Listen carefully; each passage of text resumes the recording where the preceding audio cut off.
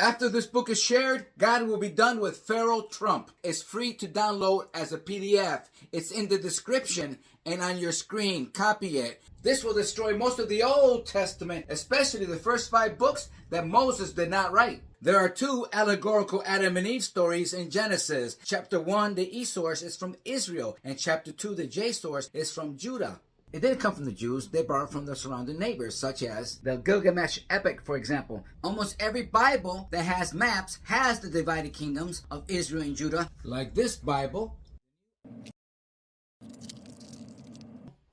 Israel in the north and Judah in the south. These 2 stories contradict because they came from 2 different priesthoods. I've known of this since 1987. It's called Who Wrote the Bible by Richard Elliott Freeman. 1987. Now it's worn out. Now here's my newer book. There are also 2 stories of the covenant between God and Abraham, 2 stories of Abraham naming Isaac, 2 stories of Abraham claiming to a foreign king that his wife Sarah is his sister, the story of Noah twice, and there are more doublets. The book points out that the idiom and syntax of the 2 creation stories are different.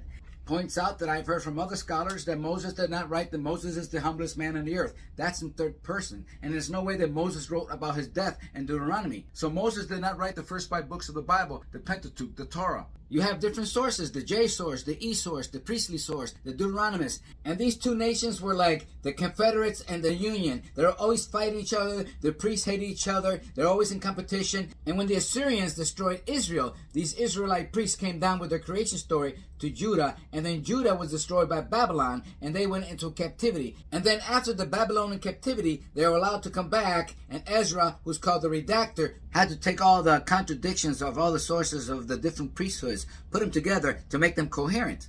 And Dr. Freeman, who's not a lone wolf, aptly demonstrates, just like Ezra, who left the 2 creation stories alone but took the other stories and intertwined them to make one story, like the flood story. He takes the 2 flood stories in his book and he deconstructs and he puts the priestly source in boldface and the J source in regular type. And if you look at it, you can see 2 complete different stories. Did you know the flood story of 40 days and 40 nights is also one of 120 days? I've actually gone to my Bible to color all the stories, see if I can separate them throughout Genesis. This is my Bible. Look what I've done to it. This is the first creation story. It's also the priestly, but it's really the E source. If you go over to the next story, it becomes the J source. Here's the second story, and it's the J source. In this video, I elaborate how important it was for God to have this kindergarten story in the Bible. Follow the link. Now we have to tell grown-up stories how we came about.